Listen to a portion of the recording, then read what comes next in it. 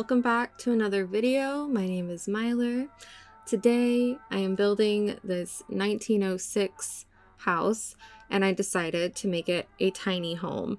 So I've been wanting to make a tiny home for one of these houses since Tiny Living came out, and I finally found one that I could actually feasibly do it with. But as you'll see in this, it was very difficult. It was very difficult to actually get all the rooms to fit. And in the end, I did have to make some small adjustments to the floor plan because I just couldn't make it work the way I wanted it to. You could have 4 bedrooms in this house if you really want to, and I was trying to in the beginning, but I gave up. So yeah, there's only 3 bedrooms in the end, and I don't make that change for a while, so you will sort of see the 4th bedroom kind of slammed in there. But yeah, the staircase was giving me a headache. I couldn't actually do it the way that it was in the floor plan.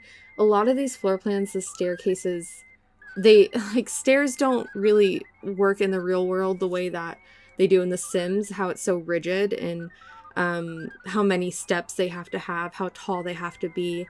You know, staircases vary a lot in reality, so I'm sure that's where the real issue comes from. And this house, of course, wasn't intended as a tiny home. It's just a small house.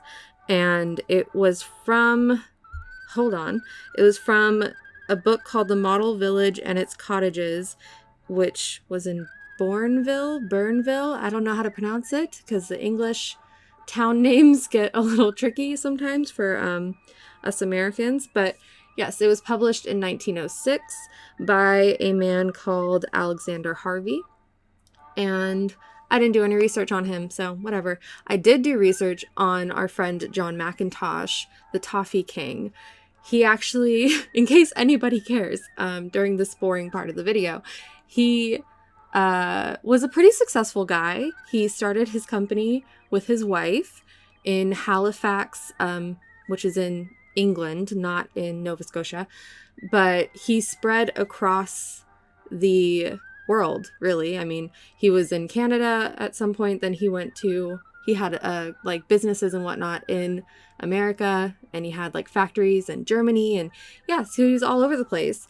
He died in, there's actually a whole website called Toffeetown. Hold on, what is it called? It's toffeetown.org.uk, and they have a whole timeline of what happened with him and his company. Oh, here you can see me trying to make the bathroom work. In the end, I had to just omit a sink, and change the stairs and all that. So there's no sink in that bathroom, but there's a sink in the kitchen. It's fine. They can live. Yes, after they use the bathroom, they will have to go all the way down and wash their hands in the sink in the kitchen, or actually in the scullery, which I'll talk about in a second as well, because I didn't know what a scullery was until this house. So yeah, but yeah, so he died in 1920 on January 27th, and then his son became the chairman of the company. So the company then kind of changed hands a few times and actually led to like the company that created Rollo, which is crazy. I love Rollos. But they were then eventually, bought out by, I think, Hershey or Nestle, one of those. So that's John McIntosh, the Toffee King, the man that I'm obsessed with, the only man I'm obsessed with. So anyways, back to this house.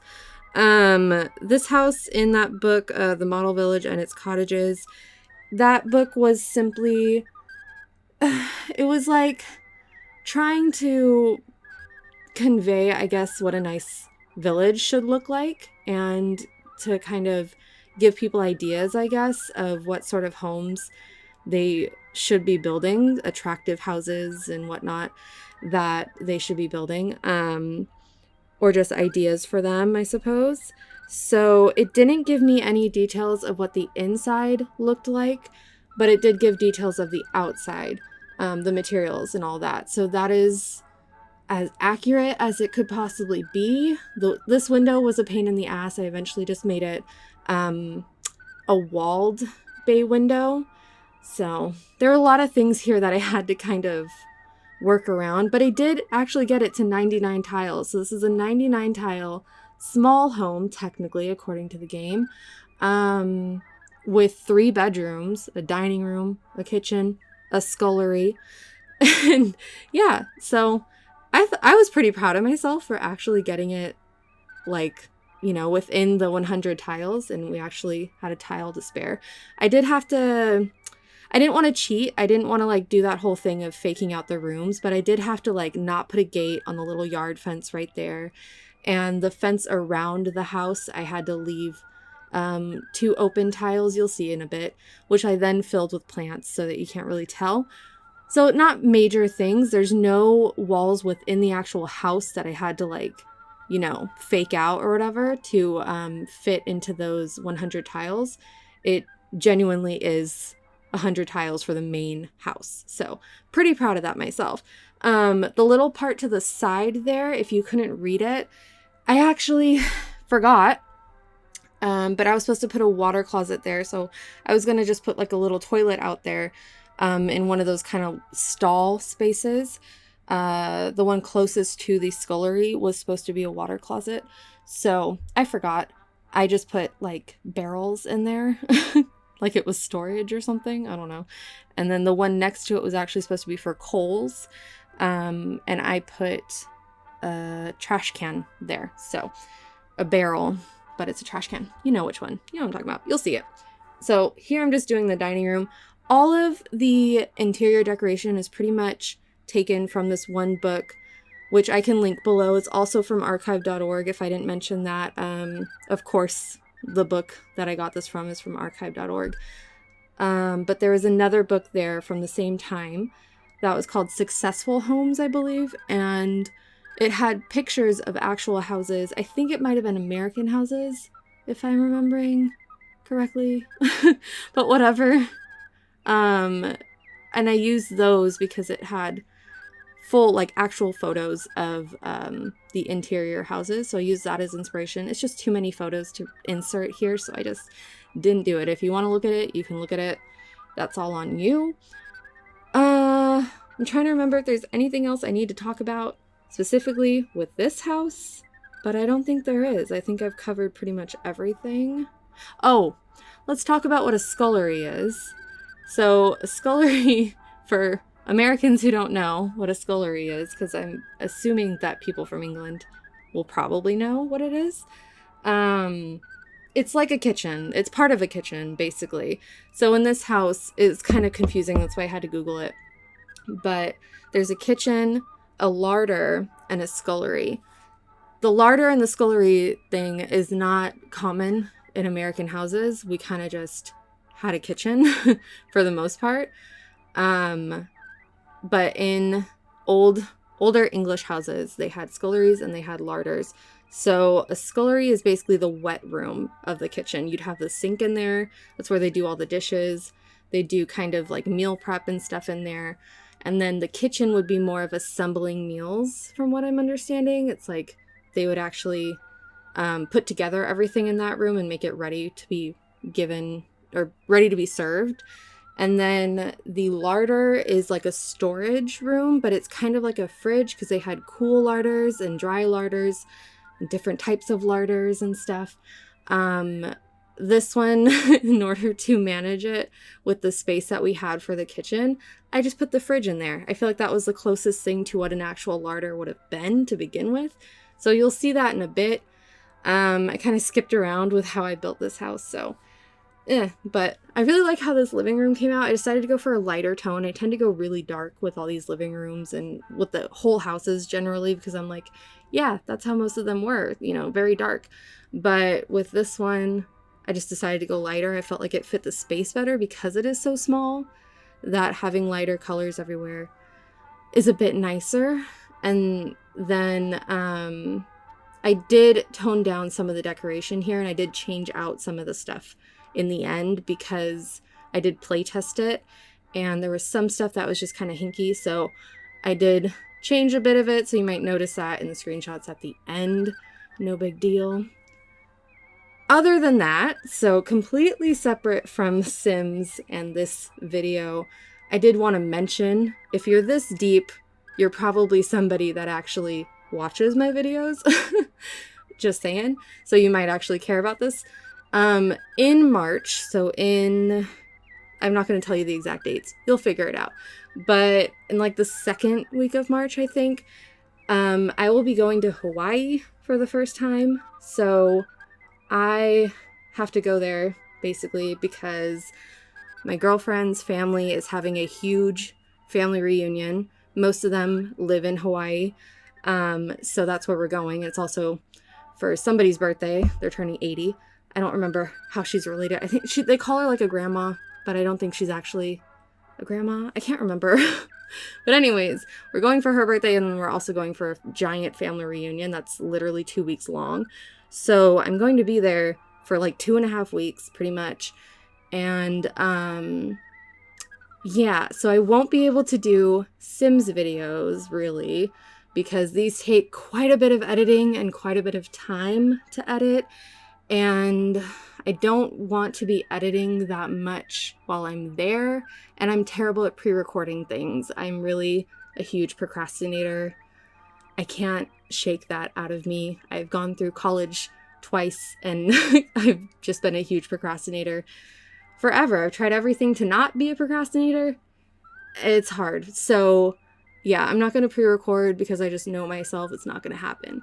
So what I was thinking is I think I just want to vlog, which might be weird because this is a Sims channel and I understand that, but it's also my channel and I can do what I want. So if you hate that, I'm sorry. You can just not watch it. You can, whatever.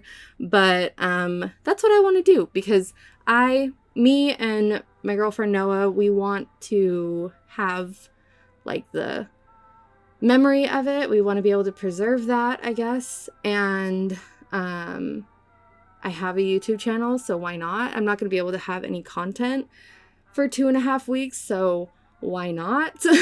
Is kind of how I'm seeing it.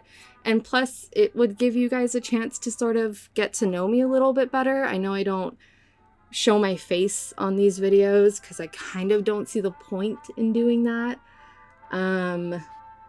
I don't know, like a lot of people who do Sims videos and stuff now, they make it a lot more about them and their reactions and their feelings towards stuff, and that's kind of just not how I run things, This is just more about the houses and all of that than myself, but if you care, then maybe you can just get to know me a little bit better.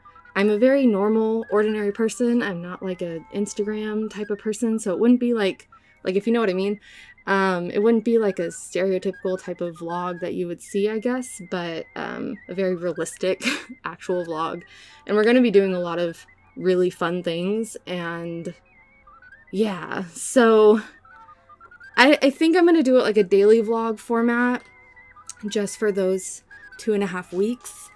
And because I was thinking of doing it like a compilation of the whole time or like splitting it into just a few videos of the whole time. But I just decided like that'd be a lot of editing for me to do. So I don't think I want to do that. So yeah, I think I'm going to do daily vlogs. So basically there's probably going to be 2 more Sims videos. So 1907 and 1908. I think once I get to 1910, the next video after that might be like a switch up video. Like I might just do like a tiny mid-century home or something like that because I feel like I need a little bit of a break from the 1900s, like early 1900s, I mean. So that's kind of the plan. I have been trying to upload every Thursday, but this week got a little messed up because my schedule got changed at work, and so I didn't have time and I was too tired, so I couldn't do it on Thursday. And like I said, I'm a huge procrastinator, so of course I have put this off and now I have to upload it super late. Whatever, I do this to myself. I'm not complaining. So yeah, that's kind of my little update, I guess. I hope that it comes as good news and not horrible news for some of you. Whatever. Back to this video. You can see here I just decided to make this master bedroom larger. I decided to just get rid of that little 4th bedroom and make this room an actual decently sized room. Mainly because you couldn't even fit a master bed in here. I know that I could have. No, I don't think I could have. I probably at this time it would have been more common to have 2 separate beds. I think in the floor plan though they do yeah, they show it as a large bed, so I don't know. But I don't think I would have been able to fit anything other than like a twin size bed in that room. So I just decided to make it bigger. Just say screw it. I've already changed little bits of the floor plan. I can change that. It's not that big of a deal. This room is so small. I could have made it an office, but I decided instead to make it a little toddler room. That's something I never do. So yeah, it's just like a cute little kid's room. Probably not safe to have a fireplace in there, but I was following the floor plan. So if you actually use it, you might not want that fireplace there. Might want to put like a toy box or something else instead. But, you know, 1900s. I was trying to keep it as accurate as possible. And I can't think of any toys that kids really had back then other than like, what, like a hoop and a stick? And that's like 1700s, I think. I don't know. I think they had like plushies, not plushies, they didn't call them plushies, but like stuffed animals, things like that. So there's a teddy bear, that works. And then this room is also really tiny, but a little bit bigger. And the best way for me to get a bed in there was to make it diagonal. So that's what we get. And I think I showed you a little bit of exterior decoration in this as well, but I accidentally cut it off at the end. So a little bit more than usual, but not much still. This house is so small that I like even have space on the sides of the lot, which is not something I normally have. I don't normally have like empty lot space. I try to use like most of it. And this one really was just like weird to me to see the whole lot space and then just see the tiny part that I was using. But yeah, that's pretty much the end of this video.